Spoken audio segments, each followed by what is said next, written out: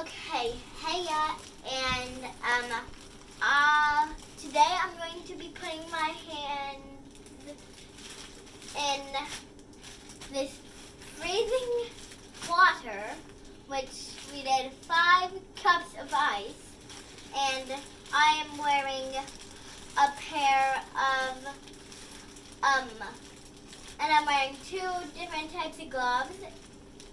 No gloves and just like different gloves, and then I have these bags on my hands, so I hope it doesn't feel cold. So what is the glove? What are the gloves supposed to be? They're supposed to be blubber because we're gonna see if this will not make my hands cold. So let's get started.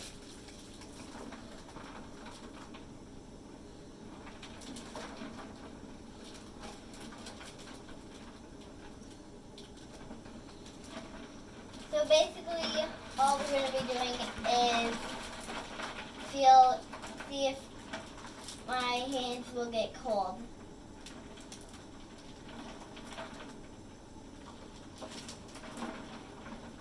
So if I just let my hands sit, they'll just float up to the top because it is floaty. So floaty. I can grab the ice cube. Okay. Does it feel like your hands are getting cold?